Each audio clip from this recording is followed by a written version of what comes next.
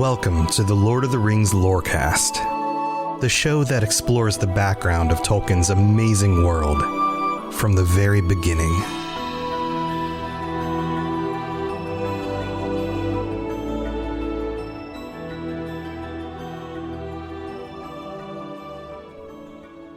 It's the 100th episode. Can you believe it? We've been here for 100 episodes. Thank you so much to everybody.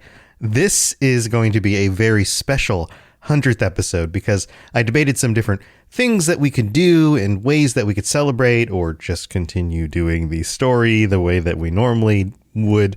But I decided that I couldn't do this show without all of you. I say this every week in the mid-break. I'm sure some of you skip the mid-break. But I honestly couldn't do this. I couldn't be here, and it wouldn't be nearly as much fun if it wasn't for all of you listening. So first of all, thank you. Thank you for being here. Thank you for helping me get this to 100 episodes. But secondly, I thought it would be a great opportunity to have some of your thoughts on the show. So I reached out to my patrons and I said, hey, if you'd like to get a comment or a question, something to highlight on this week's episode, that would be wonderful because all of you have been supported. Just listening to the show at all is support. So thank you for being here.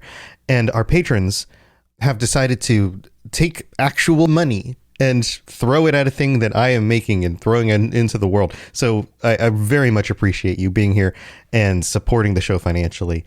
And so I put out a thing last week on the bonus episode. And then this week I posted another message on the Patreon saying, hey, leave your thoughts. I'd love to hear your thoughts on the show, on the Lord of the Rings and Tolkien and the universe, or just some of your questions or whatever. So that is what we're going to be doing today. This will be one big long episode. There's no bonus episode this week. This is just the 100th episode celebration extravaganza.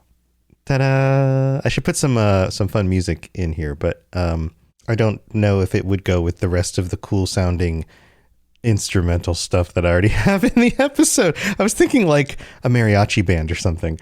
I don't have that music. I'd have to find some. So here, we'll just skip that part and get to the thing that you're actually interested in. What did they write?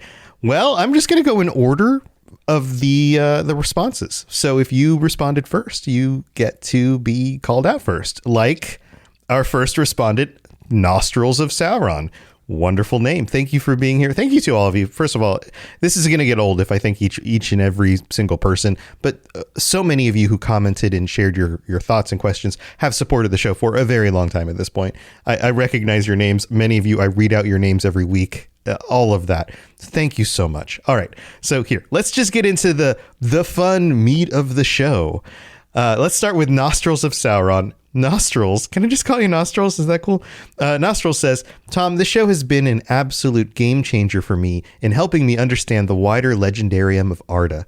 I believe the Tolkiens would be proud to hear this spot-on analysis.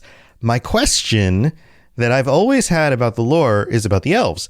They are said to have been, always been, and will always be a part of Arda as their soul escapes to the halls of Mandos when their physical bodies die.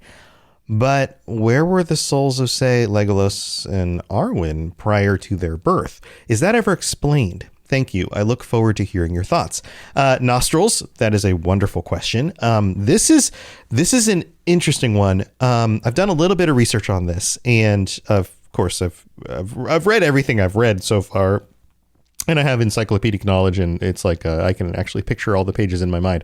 That is not true at all. But from what I remember and what I've been able to research recently on this, since you posted the question, I don't know that it is confirmed or denied exactly where their souls may be. One thought is that the souls of elves were created during before the actual creation of Arda by Iluvatar, and he kind of just holds on to them and then deposits them in the world when it's time for them to awaken, or in the cases of the younger elves, Legolas or Arwen, to be born. This is a possibility. The other possibility is that he somehow deposits them in the halls of Mandos And there's a section of the halls for the unborn elves, as opposed to the elves that have passed and are now returning to the halls of Mandos, if that makes sense. Those are the two main theories. I think the second one kind of makes sense. I mean, the halls of Mandos are not a place that you can just like waltz into and just like have conversations with elves that haven't been born yet. Like it doesn't. It's a very cultivated and defined location for the halls, the souls of the dead. So that's my thought. And Nostrils of Sauron, I don't know if you're trying to, I mean, you are the nostrils of Sauron. So if you're trying to somehow corrupt elves before they're even born, don't do that. That's a bad idea. Thank you for writing in, and thanks for being here. All right. Our next post comes from Josh S. Josh writes, something that struck me the second time I read the Silmarillion and that I haven't been able to resolve for myself is how the Valar abandoned the people of Middle-earth to suffer under Morgoth for centuries, when they could have at any time chosen to stop him. Not the Noldor, who were being punished, but all the other people of Middle-earth, who the Valar were content to allow to suffer, become corrupted, die, etc., in order to punish the Noldor, the humans, the dwarves, and the non-Noldorian elves. If they had just decided to never interfere with Middle-earth again, I could understand it. But they go to war once someone begs them hard enough. It's not like the Valar were getting stronger or Morgoth weaker. They could have stopped him at any time, but chose to let him run free. And it's also not like he was an evil human or elf, so the people of Middle-earth might bear some responsibility. The only people at fault are Morgoth himself and the Valar for letting him go free. This is an interesting post, Josh. This is similar to the question of the problem of evil in our own world. If you are a theist, if you believe in some divine being that created all of humanity, and if that being is good, capital G, good, and loving, and that being is also all-knowing and all-powerful, how does evil exist in the world? That's something that theologians have debated and dealt with for millennia at this point. That wouldn't be something that Tolkien himself would be unaware of. I'm sure that he struggled with the problem of evil, especially living through 2 world wars. I mean, he writes about it. Like this is something that he is very aware of, and something that makes his world feel more real, even though it doesn't have a good, a justification that everybody agrees upon. Let's say it like that. In this case, my sense of it is that the Valar were told, this is what you're expected to do, and they did what they were expected to do. And then the whole thing with, the Noldorian elves rebelling and Feanor and all of that happens, and they head off to Middle-earth. And then, of course, Morgoth goes over there and does a bunch of terrible things. We know the story. But the reason that they don't respond right away isn't that so much that they're waiting for someone to beg them hard enough. It's more that it wasn't the time to do it yet. That's my sense of it, is that Eru Ilúvatar basically tells them, you will know when you need to step in and make these course corrections. You will follow my guidance on that.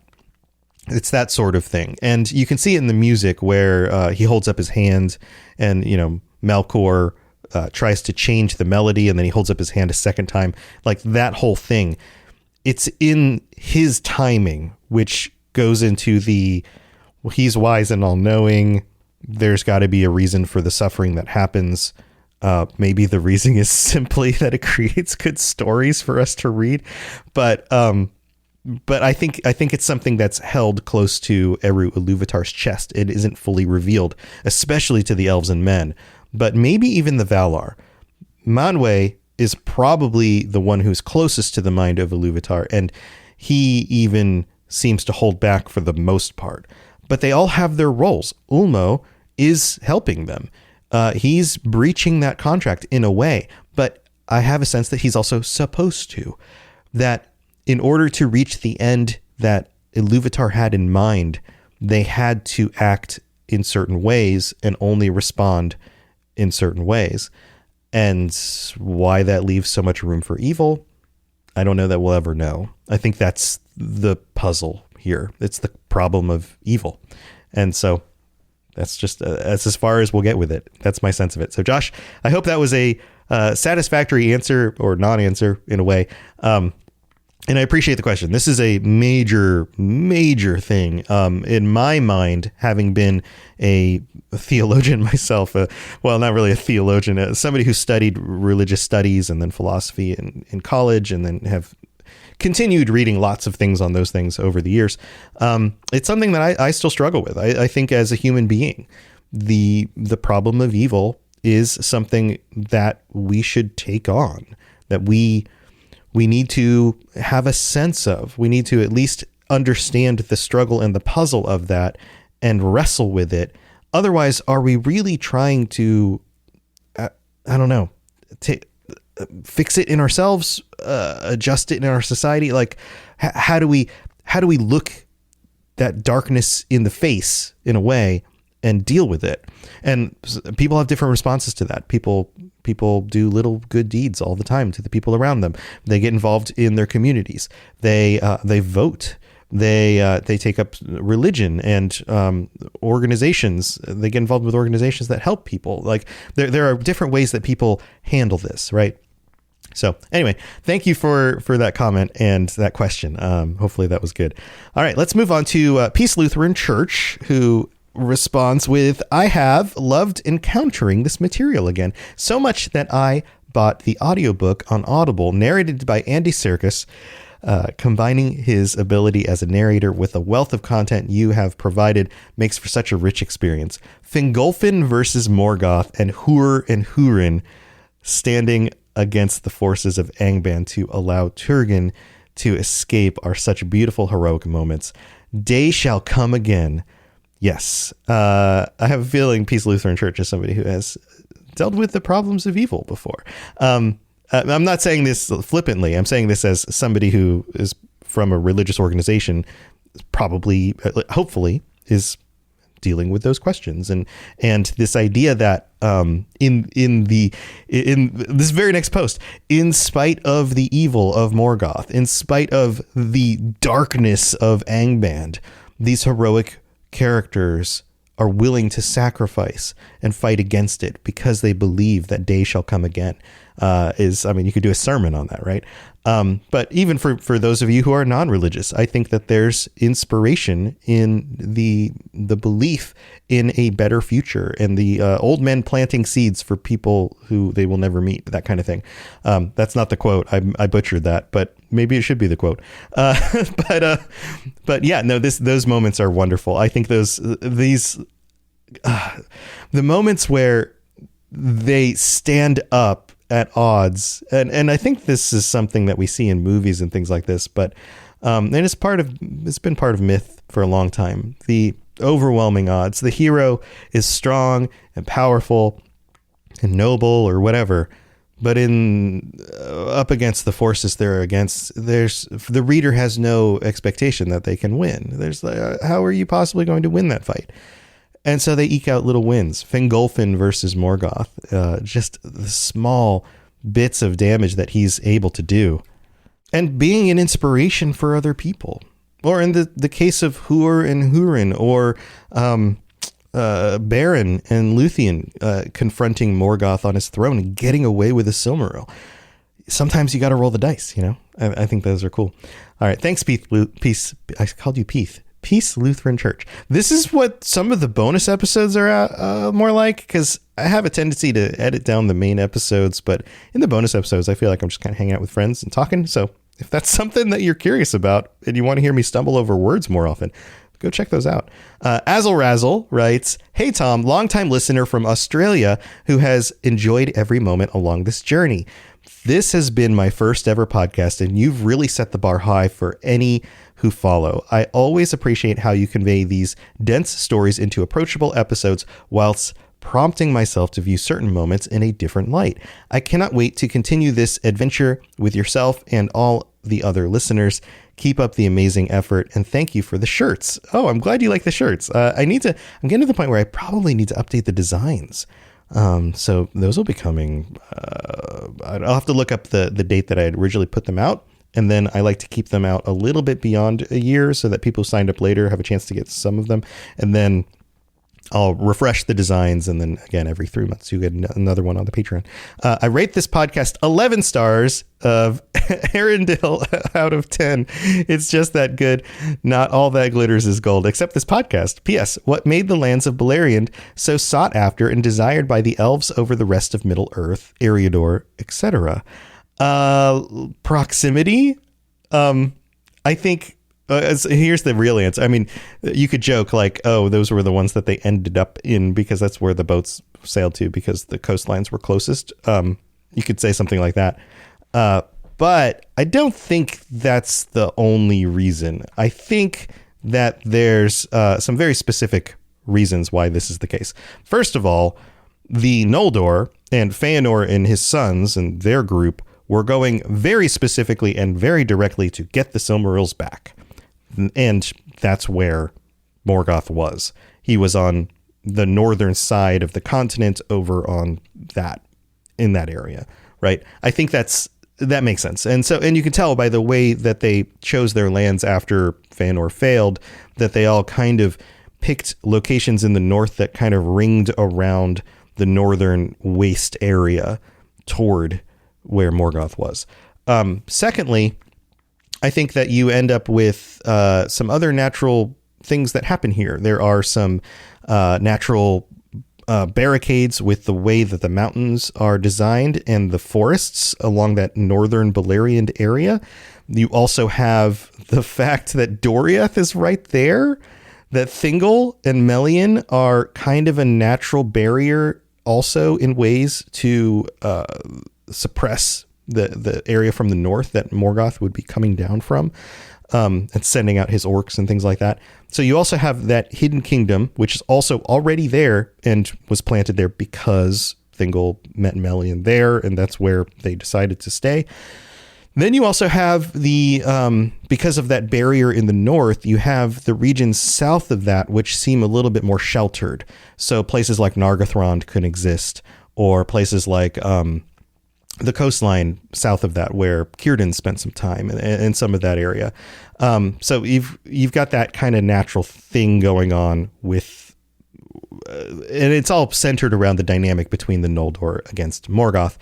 But that doesn't mean that the rest of the content isn't settled. Like there are lots of people in other places. The men come from further to the east, right? And they come westward. And we know there are lots of men who already still live over there. Many of those end up being, I guess, the ancestors of, the people of Dale or the Rohirrim or some of the other men that Sauron corrupts even further to the east.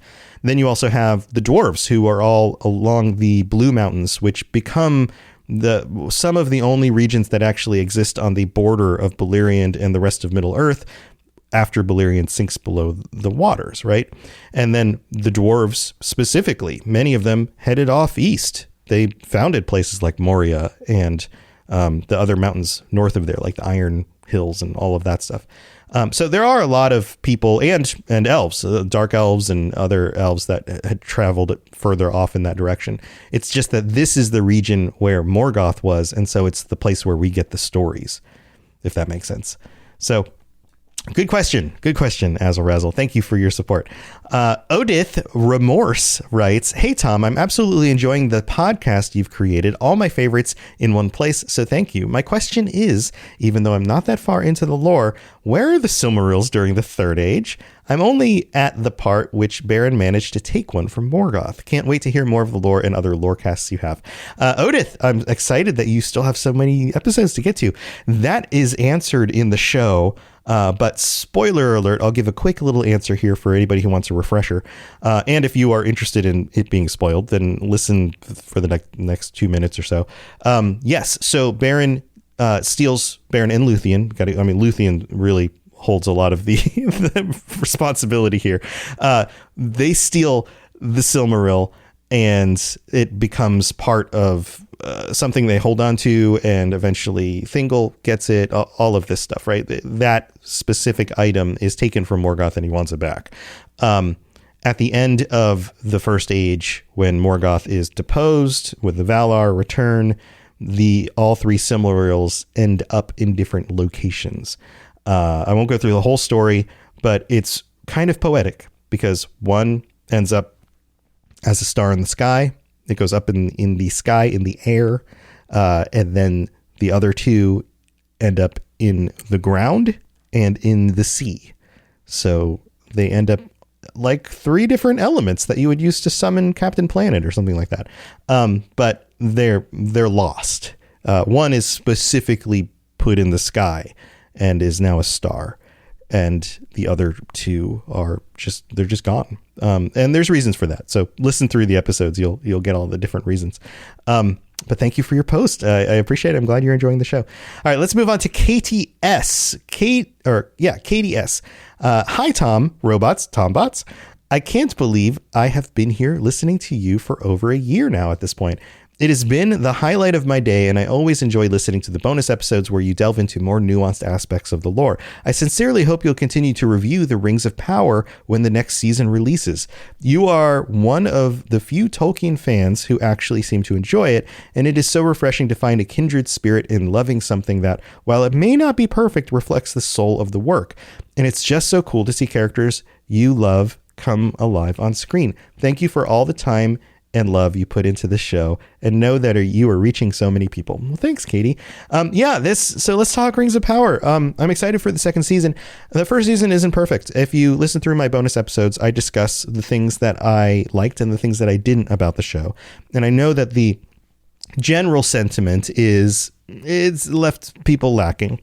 And I can sum this back up again real quick. I believe that the pacing is a little slow. There's some contrived plot points in order to get you excited about what's happening on the next episode, or, oh no, did that character die at the end of this episode? And then the next episode shows, nope, they're still alive. You know, there's some TV stuff going on there. But overall, I think that it is a flawed but good start at something that can continue to get better as it goes. I believe that we will never get the actual nitty gritty detail the way that Tolkien would have written it. It's not going to be exactly the same. And as I've stated on my bonus episodes, it's the spirit of the show that matters. And I think they've captured that in the relationship between the elves and the dwarves, in the belief of the characters, in fighting the good fight, in doing what's right, in struggling through the darkness, in who they've allowed the orcs to be is very interesting. The relationships, the belief that it's not about being stronger, it's about sticking together and fighting and supporting each other and bringing the next dawn, like the little things of the hobbits, that sense of like, that's the good in the world. A lot of those themes and like Katie said, the soul of it is intact. And I think that's extremely important. I think the acting has been very good. I think the casting has been very good. I don't have a problem with any of the specific characters, the way they act, the way they were casted. The sets look amazing. The videography looks great. It's clearly on a different scale than, say, the movies were, but I don't think that's a problem. I think that all of these things will work out in the end. Now, you might debate things like, okay, who's the stranger? Is that really Gandalf? Why would Gandalf show up during the Second Age? Well, maybe he showed up earlier than we knew, and it took him a while to kind of get his legs. I mean, that seems to be the story they're telling with that. And that's fine. I mean, it goes against the quote canon of the date that we were told by Tolkien, but in the Tolkien spirit of things, it's not like he ever didn't go back and change things in order to fit a new narrative that he was trying to write. That is a thing that does happen. I also generally believe that nothing that you create from an author like this is ever going to be 100% great and wonderful for everyone. There are still people who don't like the Peter Jackson films, and they do make significant changes to the story and the lore, and those will be debated. But I think most people enjoy them and love them because the spirit is intact, and they're generally good movies. So that's my sense of it. Katie, thank you so much for your post, Katie, and for being here. I appreciate it. All right, let's get through. We're going to do one more. I told you this is going to be a longer episode. We're already 25 something minutes in. And so we'll do one more, and then I've got the mid break, and then we've got a number of others. So don't go anywhere. So let's finish up this last one before the mid break. Capenna009 writes, Tom, I have truly enjoyed your insights on the Silmarillion and other materials. I was able to slow down and digest the material through your podcast in a way I never truly did when reading the book. Your podcast was like a breath that one needs to take when reading this stuff. It's deep, heavy, and easy to get lost in. Thanks for the great episodes. So proud to be able to contribute to your work. P.S. I want to know more about Bombadil. Capenna, we all want to know more about Bombadil, right? Like, what is going on? I just posted the last bonus episode with more details about potential Bombadil theories. So if you're curious about that, go listen to that one. Thank you very much. Doing this show, and especially as we got into the later episodes where I was taking bits of the story and kind of zooming in on them and telling them as like one-off pieces of the story, it helped me a lot too. I mean, I've read these stories, I'm familiar with them, but going through at that pace, and I think you hit the nail on the head, the pace of it, because when you read a novel, you can sit for an hour, 2 hours, whatever, and blow through multiple pages. Like some novels are just page turners, right? Oh, what's the next thing that happens? Oh, what did they say to that? Oh, where did they go? Okay, what's going on with these characters? But when it comes to this kind of work, you can't do that. You miss so much. You have to slow down. And like you're saying, it's heavy, it's deep, it's easy to get lost.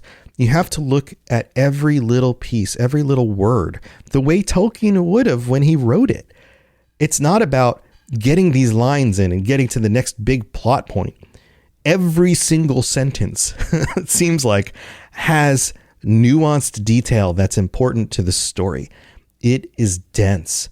And this is something that I learned to appreciate as a teen that I then struggled to find in pretty much everything else I tried to read.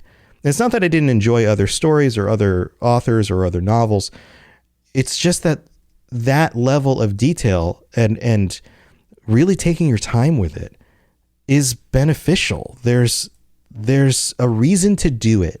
And it's not something that everyone will get. And it's not something that should be, I'm not saying any shoulds here, should be in every novel or that sort of thing. But when you do find it and it's done this well, which is the case for many historical, religious, mythological works, if you really want more stuff that feels like this, go read some of that. Go read some of the stuff Tolkien translated. Some of the real world texts, the detail is that important for getting the meaning of it. And so if you really want something like that, go study some of that stuff too. But yeah, thank you so much. I'm glad that this method has, you've appreciated it. It feels like me doing this feels like some of what I went through when I was in college. Some of our discussions of works and documents and old things, like the level of detail on this. And so maybe that's something I'm carrying forward in the show is that method for exegeting a text or something like that. So Capenna, I'm glad that you're here. And yes, I absolutely want to know more about Bombadil. Unfortunately, I don't think we will ever know more about Bombadil. It's all about speculation and just taking the little bits that we do know and, seeing how they fit into a theory. And strangely enough, none of them really feel 100% all the way there. So it's a mystery. All right. I'm going to take a quick break. Don't go anywhere, and I'll be back with some more of your thoughts and questions. Thank you for being here for the 100th episode. I'll be right back.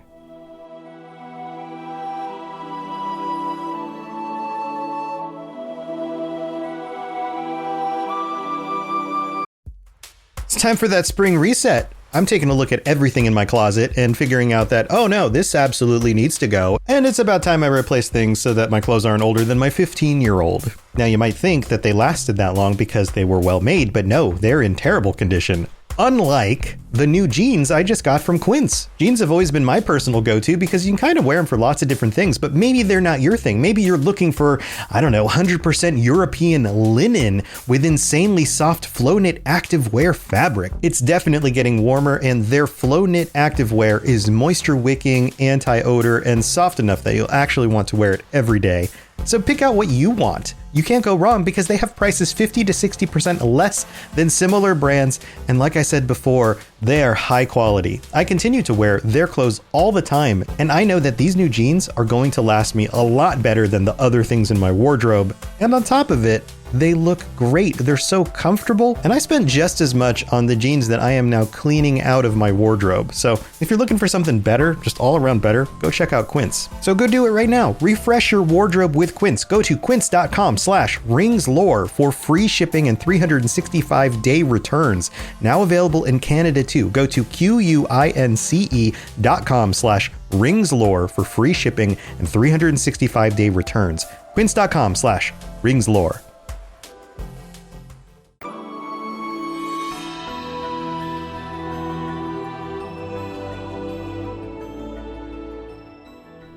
All right. Thank you for hanging out for the mid-break, and thank you for being here for 100 episodes. Also, thank you to our new patrons and our VIP patrons. I'm going to make this mid-break as short as possible. I'm just going to shout out the people who I need to shout out, including Odith Remorse, Griffin D, Wendy B, Cream Cheese Kitty. Interesting.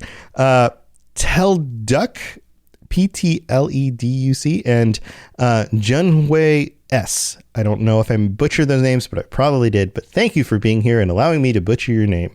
Also, I have to shout out all of our VIP patrons on the Patreon. Those were our new patrons. I didn't say that. Those were our new patrons. These are our VIP patrons. AK Music Lover, Anakin Skywalker, Apollo, Aragorn III, Austin C, Azel Razzle, Barney D, Bo, Black Squirrel, Brandy D, Chewbacca, Cutter Metalworks, Darth Vanor, David S, David M, Divine Madman, Drupal, Esoteric Rage, Fulcrum, Gimli a Break, Gemma D, Jesse P, J Eggs, Jezer, Kate L, Katie S, Capenna, Lore FC, Lori B, Mason Weathertop, that's a cool name too, Michael M, Nick K, Nostrils of Sauron, Obi-Wan Kenobi, Peace Lutheran Church, Rosie Rose, Sam B, Sauron for Life, Seju, Swiggy Swoo, TJT, and Tour Son of Whore.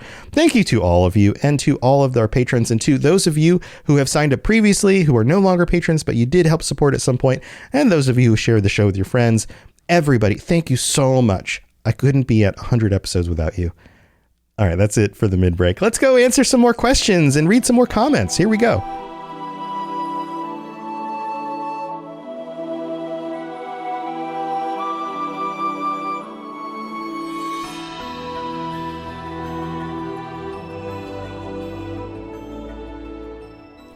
All right, we're back. 100 episodes. That's crazy. I told you this is going to be a long one. This is like a double episode. So it's like your regular episode plus the bonus episode all stuck together for everybody, because thank you for 100 episodes. All right, let's move on. We got some more comments and questions. This one comes from Black Squirrel. Black Squirrel, I just said it well. Now I messed it up. Black Squirrel says, your willingness to delve into the eloquent and diverse depths of Middle-earth. I really enjoyed listening to you going through all the lore. My one question for you is, if you lived in Middle-earth, which species would you be? Mixed? ? And why? Ooh, that's a good question. I would love to hear what you all would be. All right. So first off, I want to think, like, initially my thought is, I could be one of the elves. I could be, what if I was one of the first elves to get to Valinor? Wouldn't that be cool?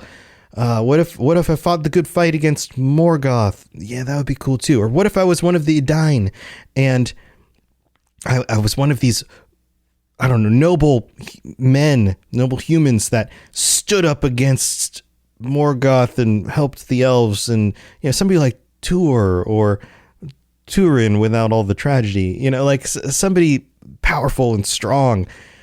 And then I think about it and I'm like, okay, that's probably not me. I'm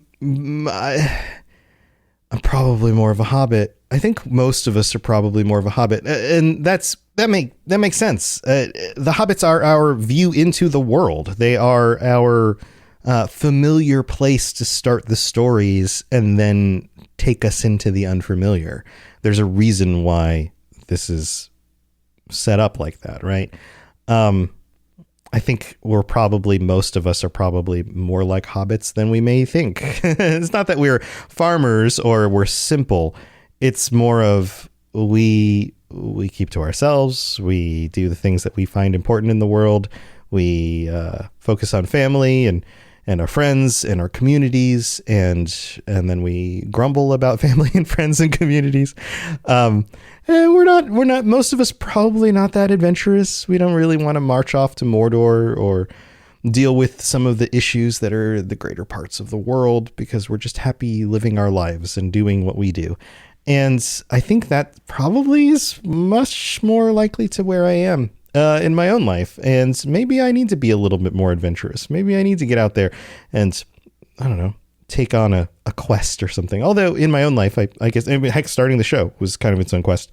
So yeah, probably a hobbit, although the other races do sound pretty cool. I think my dad would say that he wanted to be a dwarf because dwarves are cool. You know, they're stubborn and strong, and like everything has these like double-edged qualities, right? Like being stubborn isn't necessarily bad. Like standing for what you believe in and those kinds of things can be very good, right? But they also can keep you from adjusting to new information and doing maybe the thing that is ultimately right or whatever. It's, each race has their benefits and their drawbacks. It's tricky. It's tricky to think about it. But yeah, I guess I'm probably a hobbit. If I wasn't a hobbit, I guess you could take on the idea that getting into information and constantly learning things about, say, these stories or the history of our own world and ancient texts and those kinds of things, like my interests in science and history and literature, all of that stuff, maybe makes me more like a wizard. But I guess you could also say that's kind of elfish also. I don't know. I wouldn't say that, I'm one of the wizards or I'm one of the great elves. If anything, I'm a simple person who enjoys working at a library. I'm not a librarian. Yeah, that's a tough question. Black Squirrel, who would you be? I'd love to see your comments on this episode, either on the Patreon or on our Discord, or tweet at me. If it's not even called tweeting anymore, but let me know. I'd love to hear your thoughts. Let's move to the next one. Fulcrum, formerly T-Rex, who supports a number of my other shows as well. She joins us on our patron chats on some of the other shows that we do. I don't have patron chats on this show. I have a feeling we would have too many people show up, and that would be really difficult. That's kind of the main reason I haven't set that up. But it would be cool to spend more time with people who listen to this show.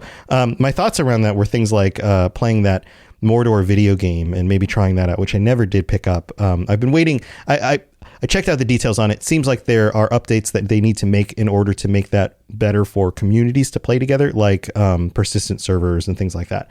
So that might be a thing in the future. So they're not doing patron chats on the show doesn't mean that there aren't going to be ways for us to spend time together and hang out and do stuff. So maybe that'll be a thing in the future. I've also tried again to get into Lord of the Rings Online. It feels very old, but it is quaint in its presentation and vast in its content. And there's some cool stuff to do in that world. Maybe I need to set up like hey, let's hang out and play Elder Scrolls Online together night. That seems crazy, but maybe that'll work. Anyway, Fulcrum, I'm already on this tangent. She's going to think it's hilarious that I haven't even read the thing yet. I guess that's just par for the course for me. All right. Fulcrum says, I absolutely love that you started doing this show. I've waited a long time for a good Lord of the Rings podcast, and I think you're the perfect host. Oh, thanks. I hope you keep going for as long as possible. I think I would want to know, if you could live in any of the lands, which one would you choose? Oh, another good question. All right. So I'll have to divorce this in my mind from which race do I pick as to just where would I want to live. I mean, Valinor sounds freaking amazing, right? Especially during, say, the first age, being able to see, like, for it still to be in the world and to be able to see the light of the trees, or just the mountains and the sea and the city that they make. Oh man, all of that stuff. That sounds really cool. But I guess I would probably have to choose other places. So,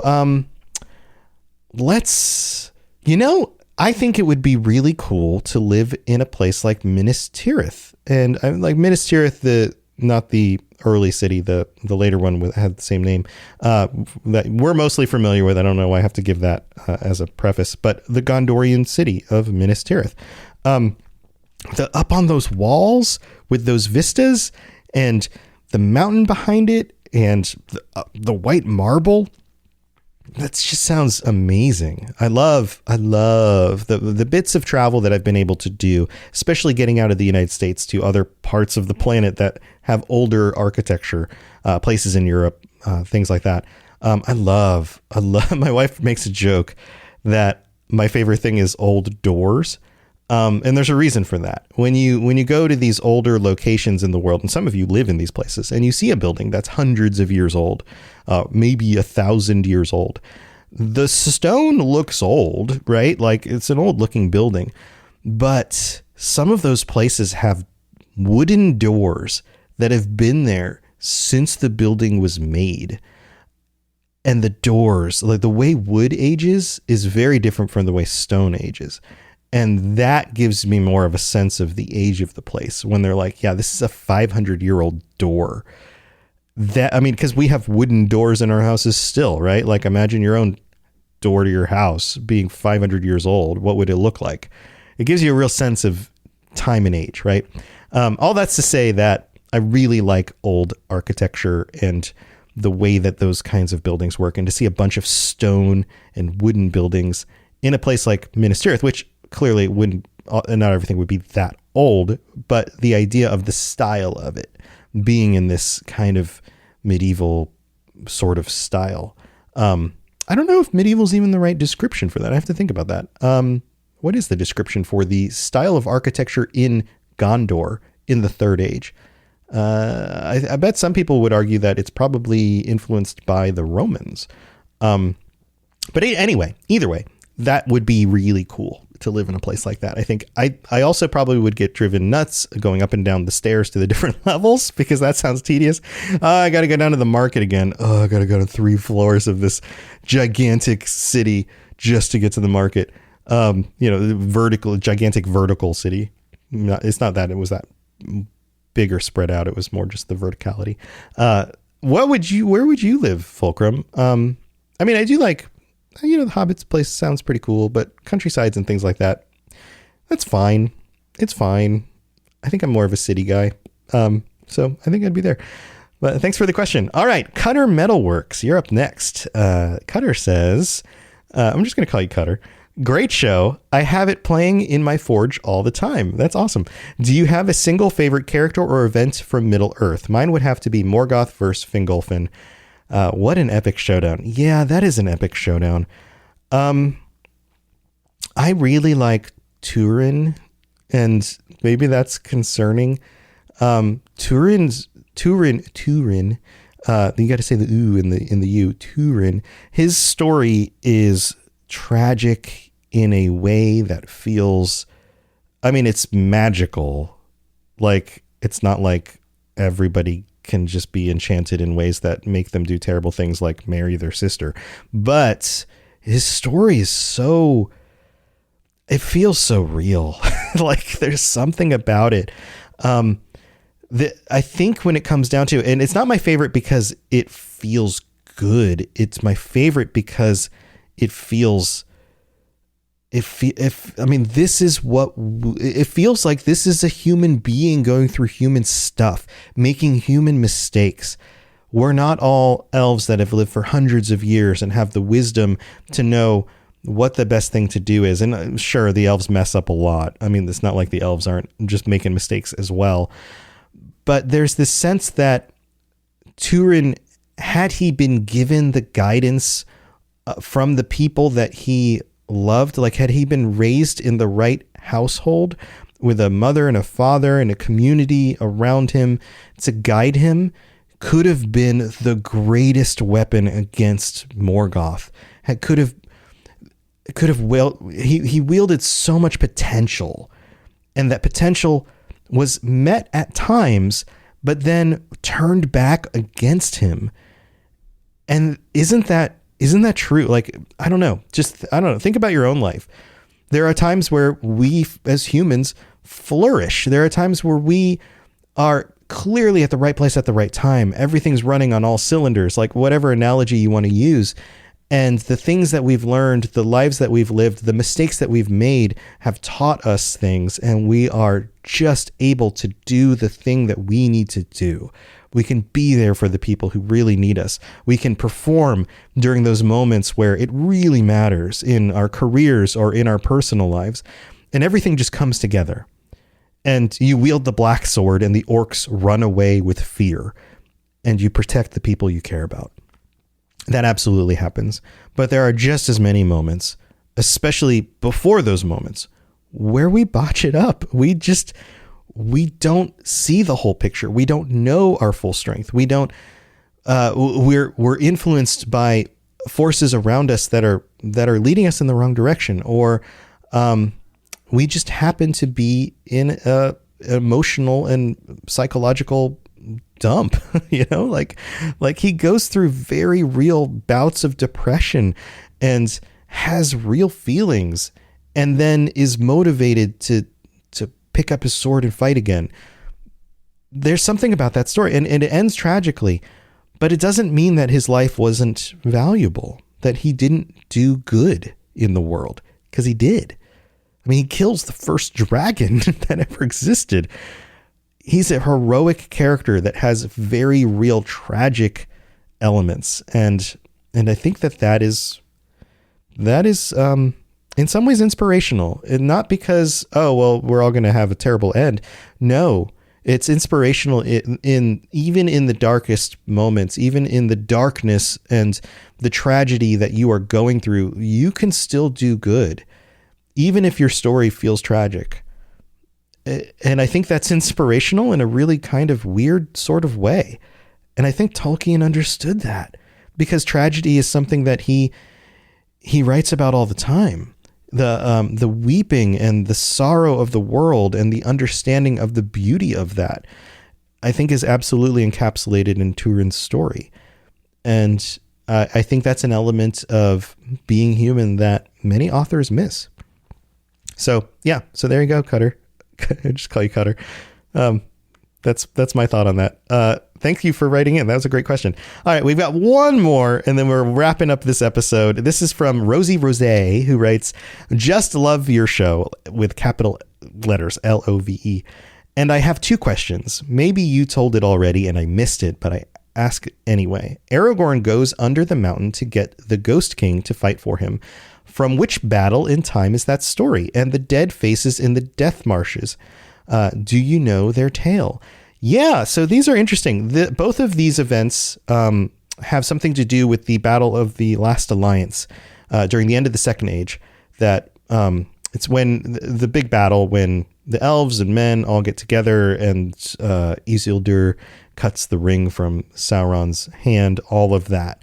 The men of the mountain were they were called the Dunharrow, I believe. Dunharrow.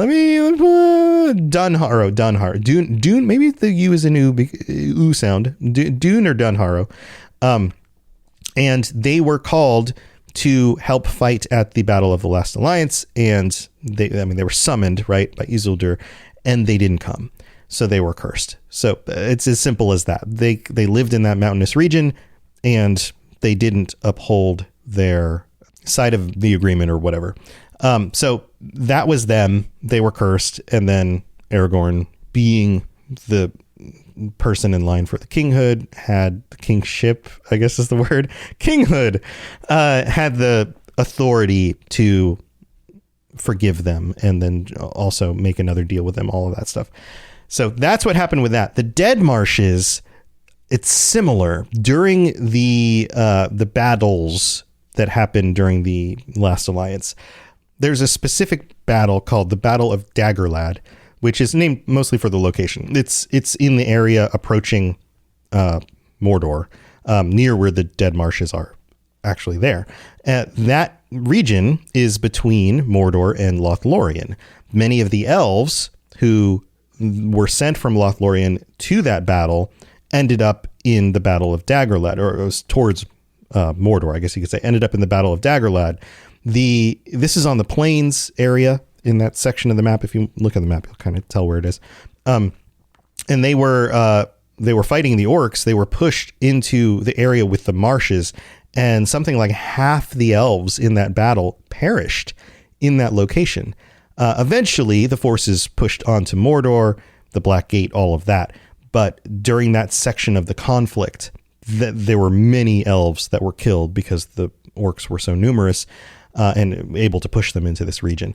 So they died. Their bodies ended up in the marshes, and there was this evil that remained from those events in kind of it's almost like the world itself can be blighted by the spirit of the events that happen there. This is another one of those mythological things. It's the reason why some places are haunted with ghosts in ghost stories, right? Like there's something about the evil deeds and the evil events that happened at that location that then have their effect on the place itself. So they came from a very similar period of time right at the end of the Second Age while they were fighting against Sauron. So there you go. That's the answer for that. Both of those are interesting situations and are probably worth going into more detail in, especially as we get through. We're going to finish up the Unfinished Tales. That's weird. We're going to finish the Unfinished Tales. I didn't think about that. So we're going to get through that. I mean, we're not close to being done. We still have Tuor's story to get through, and then a number of other stories. Tuor's story is about half the entire book. And then who knows, maybe we'll go through The Hobbit and Lord of the Rings in very close detail in a similar way. That would be fun. It would take a long time. But, I anticipated that this show originally was only going to do the Silmarillion, and it would be like 40 episodes at most or something. And I was totally wrong about that. So this could go anywhere. And as long as you are all still here helping to support the show, maybe I could do this indefinitely. We'll have to see if there's that much content, but I'm going to keep it going as long as you're here. So I appreciate you and thank you for being here. Thank you to everyone, the patrons, those of you who commented, those of you who support the show financially, those of you who support the show simply by being here and listening or sharing with your friends, all of that. Again, hopefully this isn't too much of a big hug fest, but thank you so much. I couldn't do it without you. And I genuinely appreciate the support. You make this as a job the best job that I've ever had. So thank you. All right. I would love to hear some of your thoughts on these questions. So feel free to chime in, comment on this episode, join us on the Discord, be part of the community. And thanks for being here. I hope you have a wonderful week, and we'll get back to Tuor's story. And we're getting pretty close to where the Unfinished Tales end up with that story. Of course, he doesn't make it all the way to Gondolin and all of that. So then we'll be moving on to some other stuff and look forward to that. All right. I'll see you next time. Thanks for listening to the Lord of the Rings Lorecast. If you'd like to learn more about other fantasy worlds, check out my other podcasts, The Elder Scrolls Lorecast, The Witcher Lorecast, and more at robotsradio.net. If you'd like to reach out, I'd love to hear from you. Send me a note on Twitter at robots_radio, or join our amazing community on the Robots Radio Discord. There are links in the show notes, or just search Robots Radio Discord, or find the link on robotsradio.net. I'll see you next time.